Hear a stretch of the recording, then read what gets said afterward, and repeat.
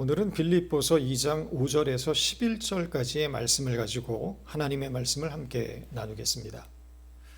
우리가 일상 속에서 가장 많이 사용하는 단어 중에 하나가 마음이라는 단어일 것입니다. 모든 것이 마음먹기 달렸어. 그 사람은 마음이 참 따뜻해. 너의 마음 속에 영원히 기억될 거야. 너 마음대로 해라. 이 문장들 속에 담겨 있는 마음의 의미는 서로 비슷한 듯 하면서도 다른 의미를 가지고 있습니다. 그렇다면 마음이란 무엇일까요? 생각일까요? 감정일까요? 아니면 뜻이나 의지를 마음이라고 부르는 것일까요? 마음은 어디에 있는 것입니까? 머리에 있습니까? 아니면 가슴에 있습니까? 마음의 사전적 정의를 찾아보니까 이렇게 설명이 되어 있습니다. 사람이나 사물에 대하여 생각, 인지, 기억, 감정, 의지, 그리고 상상력의 복합체로 드러나는 지능과 의식의 단면이다. 참 어렵습니다. 사전을 읽어봐도 도대체 무슨 뜻인지 명확하게 이해되지가 않습니다. 결론적으로 마음이라는 단어는 상황에 따라 서로 다른 의미를 가지게 되는 복합적인 용어라는 것입니다. 그러나 한 가지 분명한 것이 있습니다. 모든 것은 마음이 만든다는 것이라는 사실입니다. 마음이 모든 것의 근원이 되고 마음이 모든 것의 원인과 이유가 되는 것입니다. 지금 내가 하고 있는 그 무엇도 결국에는 마음에서 비롯된 일들이고 지금 나를 이루고 있는 모든 것들도 결국 마음이 만들어낸 결과라는 것입니다. 마음이 내가 어떤 사람인지를 결정하고 마음이 내가 살아가는 삶의 방향을 결정짓는 것입니다. 여러분은 지금 어떤 마음으로 살고 계십니까? 붕괴의 5단계라는 책을 보면 저자가 현대사회의 인간성의 붕괴를 지적하면서 이런 말을 합니다. 인간의 선한 마음에 대한 믿음이 사라진다. 사람들은 친절, 베품, 애정, 정직성, 환대, 연민, 나눔에 대한 능력과 가능성을 잃어버리고 있다. 이제 사람들은 내가 하루를 더 살려면 오늘 당신이 죽어야 한다라는 행동 원리로 살아가고 있다. 이 세상이 돌아가는 원리는 너 죽고 나 살자는 경쟁의 원리이고 약육강식의 원리라는 것입니다. 동물의 왕국과 다를 바 없습니다. 이런 세상에서 승자가 되려면 무엇을 탐내거나 얻고자 하는 마음, 즉 욕심으로 살아야 합니다. 그런데 오늘 본문에서 바울은 전혀 이치에 맞지 않는 말을 하고 있습니다. 너희 안에 이 마음을 품으라. 곧 그리스도 예수의 마음이니. 예수의 마음은 어떤 마음입니까? 가난한 마음입니다. 긍휼히 여기는 마음입니다. 아파하는 마음이고 용서하는 마음입니다. 오리를 가자면 심리를 가지고 겉옷을 달라 하면 속옷까지 내어주고 오른뺨을 치면 왼뺨을 내어주는 마음입니다. 심지어 원수를 사랑하고 이웃을 위하여 자기의 생명까지 내어주는 마음, 그것이 예수님의 마음입니다. 호구되기 딱 좋은 마음입니다. 세상에 이런 바보 같은 마음이 어디에 있습니까? 제가 어렸을 때 옆집에 사는 동갑내기 여자아이에게 꽃이 펴서 얼굴에 살점을 뜯기고 피가 흐르는 채로 울면서 집에 들어온 일이 있습니다.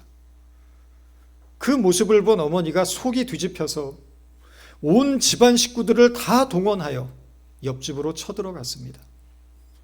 남의 집 귀한 외아들 얼굴에 흠집을 내놓았으니 얼마나 속이 상했겠습니까? 결국 아이들 싸움이 어른 싸움으로 번져서 동네가 시끄럽게 떠나가라 싸웠던 그런 기억이 납니다. 그날 밤 저희 어머니가 왜 바보같이 맞고만 있었니?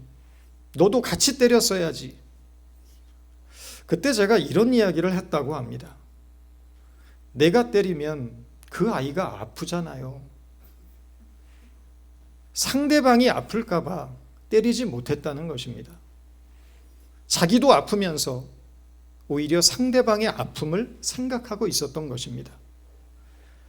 제가 훌륭한 사람이었다는 말씀을 드리려는 것이 아닙니다. 저는 솔직히 그런 말을 한 것도 기억나지 않습니다. 너무 어렸기 때문입니다. 다만 세상에 물들지 않은 동심을 가진 어린아이라면 누구라도 그런 생각을 했을 것입니다. 부모의 입장에서 보면 저런 나약함과 소심함을 가지고 이 거친 세상을 살아갈 자식이 걱정스러울 것입니다. 맞으면 맞은 만큼 되갚아주는 것이 이 세상의 정의이고, 한 대라도 더 때려야 분이 풀리는 것이 이 세상을 살아가는 방식입니다. 이 세상은 이기는 것이 전부입니다. 이기기 위해서라면 수단과 방법도 가리지 않습니다. 원하는 것을 얻기 위해 때로는 인간이기를 포기하기도 합니다. 그러나 그리스도인은 다릅니다.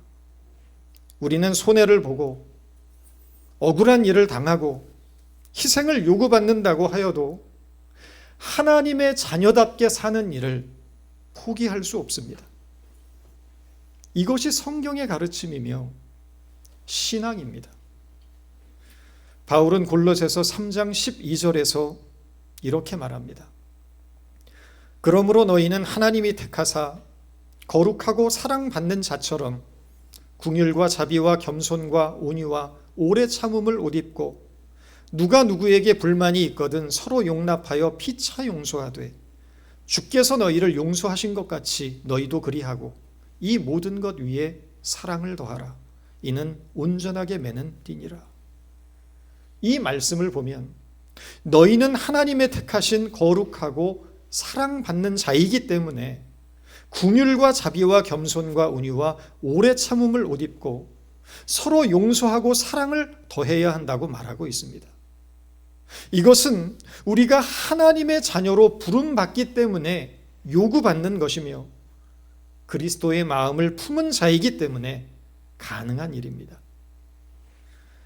그렇다면 그리스도가 과연 어떤 분이길래 바울은 그리스도의 마음을 품으라고 했겠습니까? 바울은 본문에서 그리스도에 대해 이렇게 설명합니다. 6절에서 8절입니다. 그는 근본 하나님의 본체시나 하나님과 동등됨을 취할 것으로 여기지 아니하시고 오히려 자기를 비워 종의 형체를 가지사 사람들과 같이 되셨고 사람의 모양으로 나타나사 자기를 낮추시고 죽기까지 복종하셨으니 곧 십자가에 죽으심이라. 그리스도는 누구입니까? 하나님의 본체, 즉 하나님 자신입니다. 하나님 자신이 신으로서 스스로의 권리와 특권을 포기하고 인간이 되셨다는 것입니다. 이것을 우리는 인카네이션, 성육신이라고 부릅니다. 왜 하나님은 인간이 되셔야만 했을까요? 저와 여러분에게 육체를 통해 하나님의 사랑을 증거하기 위해서입니다. 인간은 보이지 않는 것을 믿지 않습니다. 하나님은 영이시기에 영이신 하나님을 볼 수 있는 인간은 아무도 없습니다. 그래서 하나님께서는 인간의 몸을 입고 이 땅에 오셔서 예수 그리스도를 통해 친히 당신 자신을 우리에게 보여주셨던 것입니다. 예수님의 육체는 보이지 않는 하나님의 사랑을 증거하는 도구가 되었던 것입니다. 지금 우리에게 주어진 육체는 어떤 용도로 사용되고 있습니까? 한 가수가 부르는 노래를 들어보니까 인생을 이렇게 묘사하고 있습니다. 인생 뭐 있나? 즐겁게 사는 거야. 인생 뭐 있나? 신나게 사는 거야. 골치 아픈 사연, 전쟁 같은 인생 모두 다 던져버려. 나를 위해 쓰고 멋부리고 살면 최고인 거지. 이것이 세상 사람들의 인생관입니다. 인생 뭐 있냐는 것입니다. 그저 신나게 즐기며 놀다 가는 것이 인생이라는 것입니다. 혹시 우리의 육체도 신나게 먹고 마시고 즐기는 용도로 쓰여지고 있지는 않습니까? 바울은 로마서 12장 1절에서 너희 몸을 하나님이 기뻐하시는 거룩한 산 제사로 드리라고 말합니다. 우리의 육체가 하나님이 기뻐하시는 거룩한 제물이 되어야 한다는 것입니다. 이 말은 우리의 육체가 빚어내는 삶의 모습이 하나님이 보시기에 영광스럽고 존귀하며 거룩하고 아름다운 것이 되어야 한다는 것을 뜻하고 있습니다. 바울은 로마서 6장 13절에서 이렇게 말했습니다. 또한 너희 지체를 불의의 병기로 죄에게 드리지 말고 오직 너희 자신을 죽은 자 가운데서 다시 산 자같이 하나님께 드리며 너희 지체를 의의 병기로 하나님께 드리라. 주님의 육체가 하나님을 증거하는 도구가 되었던 것처럼 저와 여러분의 육체가 죄에게 바쳐지는 불의의 병기가 되지 아니하고 하나님의 사랑과 은혜가 무엇인지를 드러내는 아름다운 의의 병기로 쓰임받게 되기를 바랍니다. 예수님은 자기를 비워 사람들과 같이 되셨을 뿐만 아니라 자기를 낮추어 낮은 곳에 머무는 삶을 살아가셨습니다. 예수님의 생애의 대부분은 가난한 갈릴리 빈민촌이 그 배경이 되고 있습니다. 당시 예루살렘이 유대의 가장 찬란한 도성이었다면 갈릴리는 가장 볼품없고 형편없는 가난한 빈민 지역이었습니다. 예루살렘에는 예루살렘 성전과 유대의 입법, 사법, 행정을 주관하는 산헤드린 의원, 헤롯의 궁정과 로마 총독부가 있었고 유대의 정치 지도자들과 종교 지도자들, 부자들과 관원들이 모여 사는 곳이 예루살렘이었습니다. 그러나 갈릴리는 정치, 경제, 사회, 문화 모든 면에서 소외되고 고립된 지역이었습니다. 헬라어로 오클로스, 우리말로 번역하면 불가촉 천민들이 모여 사는 곳이 갈릴리 지역이었습니다. 인간 취급도 받지 못하던 가난한 자, 병든 자, 못 배운 자, 천민과 노예 계급이 모여 살던 바로 그 갈릴리 변방에서 예수님은 자라나셨고 3년의 공생애를 보내셨던 것입니다. 왜 예수님은 성공과 번영의 상징인 예루살렘이 아니라 가난과 차별의 상징인 갈릴리를 택하셨을까요? 그곳은 아픔이 있는 곳이었기 때문입니다. 예수님은 건강한 자에게는 의원이 쓸데없고 병든 자에게라야 쓸데있다고 하셨습니다. 가장 아픈 자들이 모여 있는 곳, 가장 가난하고 소외되고 병들고 외로운 자들이 있는 바로 그곳으로 예수님은 친히 찾아가셔서 그들의 친구가 되어주시고 그들과 함께 아파하시며 그들과 함께 눈물을 흘리시며 하나님의 사랑을 나누셨던 것입니다. 문둥병 환자들을 돌보다가 본인 자신도 문둥병에 걸렸던 다미안 신부라는 분이 계십니다. 이분은 33살의 나이에 문둥병 환자들을 수용하던 하와이 몰로카이 섬에 선교사로 파송됩니다. 그러나 본인이 문둥병에 걸리지 않아서 환자들의 고통을 다 이해할 수 없음을 안타까워하다가 어느 날 본인 자신도 문둥병에 걸리게 됩니다. 놀라운 것은 다미안 신부는 그것을 큰 기쁨으로 여겼다는 것입니다. 이제야 진정으로 문둥병자들의 친구가 될 수 있었기 때문입니다. 그들의 아픔을 더 깊이 공감할 수 있고 그들의 고통을 함께 느낄 수 있다는 사실이 다미안 신부에게 기쁨이 된 것입니다. 결국 같은 문둥병자의 처지에서 마지막 순간까지 다른 환자들을 돌보던 다미안 신부는 49세의 젊은 나이에 하나님의 품으로 가게 됩니다. 바울은 로마서 8장 26절에서 이와 같이 성령도 우리의 연약함을 도우시나니 우리가 마땅히 빌 바를 알지 못하나 오직 성령이 말할 수 없는 탄식으로 우리를 위하여 친히 간구하신다고 말합니다. 성령께서 어떻게 인간의 연약함을 아십니까? 예수님께서 인간의 몸을 입고 인간의 절망과 좌절, 아픔과 고통을 친히 느껴보셨기 때문입니다.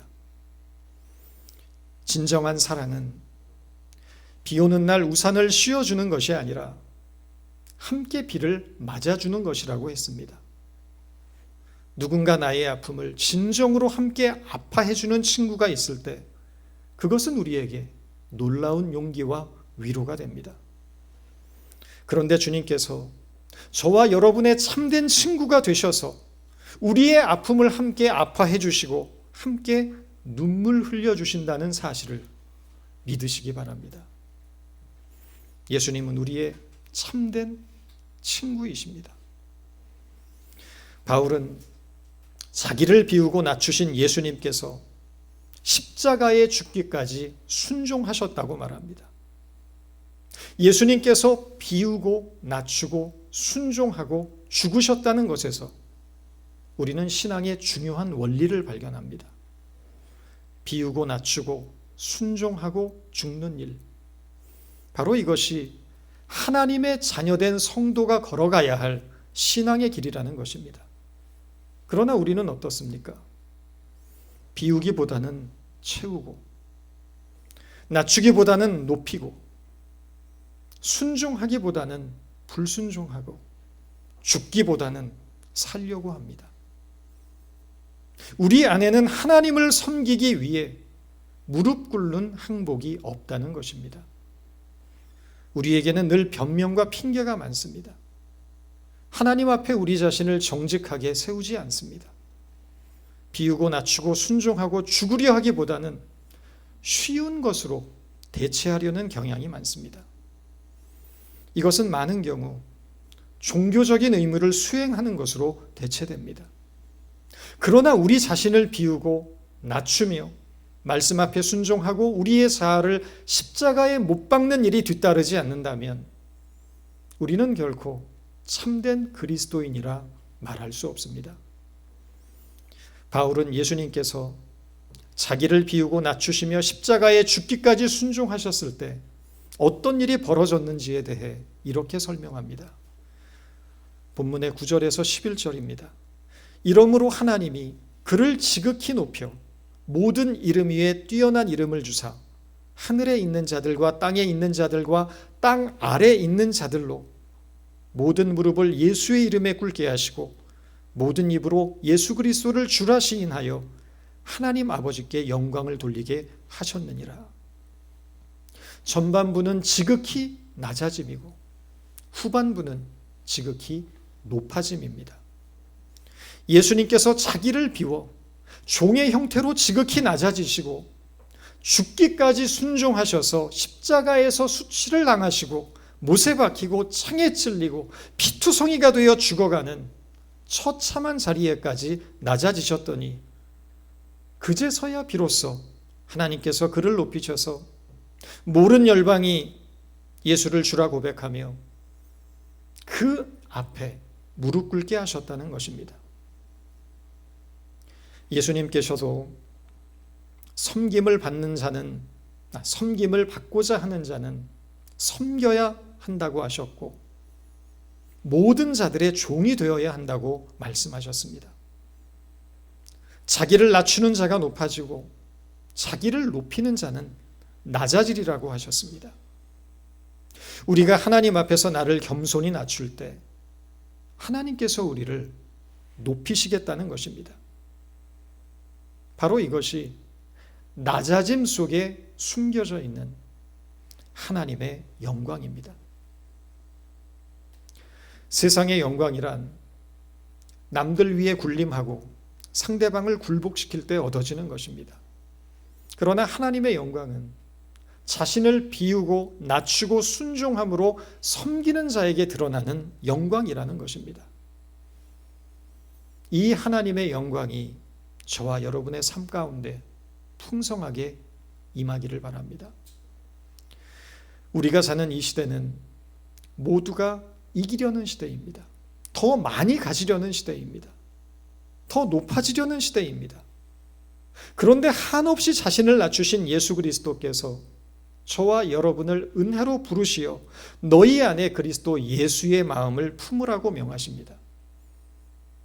그래서 지금 우리 앞에는 지는 길, 낮아지는 길, 비우는 길, 섬기는 길, 고난을 기꺼이 감수하는 길, 순종과 겸손과 희생으로 걷는 길이 허락되어 있습니다.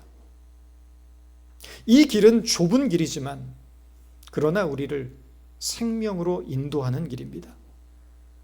이 길을 걸어가는 여정에는 많은 어려움이 있겠지만 이 길의 끝에는 하나님의 기뻐하심이 있고 구원받은 성도들의 영광이 있다는 것을 우리는 잊지 말아야 합니다. 우리는 오직 하나님의 은혜를 붙들고 그 은혜에 힘입어 이 길을 걸어갈 수 있습니다. 이 길이 우리에게 마땅히 요구되는 십자가의 길이라는 사실을 믿으며 이 길을 걸을 수 있도록 하나님께서 우리를 붙들어 주시기를 구하는 기도가 끊이지 않는 인생이 되시기 바랍니다. 찬송가 465장 1절의 가사를 읽어드리며 오늘의 말씀을 맺고자 합니다. 주와 같이 길 가는 것 즐거운 일 아닌가.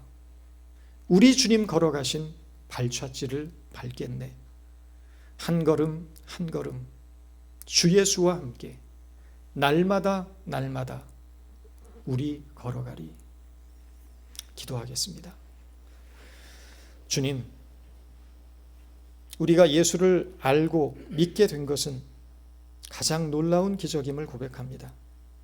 우리가 주님을 붙든 것이 아니요 주께서 우리를 붙들어 메어 주셨음을 고백합니다. 우리가 이전에는 내가 세상의 주인이 되어 삶을 살아갔지만 이제는 주님을 주인으로 모시어 이 세상을 살겠사오니 주께서 주시는 진리의 말씀 앞에 온전히 순종하며 주님의 뜻을 위해 충성하는 거룩한 생애가 되도록 도와주옵소서. 주님이 한없이 낮아지신 것처럼 우리도 낮아지게 하시고 주님이 자신을 비우신 것처럼 우리도 비우게 하시며 순종함으로 십자가를 지신 것처럼 우리도 마땅히 우리의 십자가를 지고 주님의 뒤를 따르는 주님의 자녀가 되게 하여 주옵소서. 그리스도 예수의 마음을 품어 우리의 삶을 통해 그리스도의 향기가 전파되며 진정한 복음의 능력이 증거되는 아름다운 역사가 있게 하여 주옵소서. 주님과 함께 걸어가는 매일매일에 늘 기쁨과 감사가 넘치게 하옵소서. 예수님의 이름으로 기도드립니다.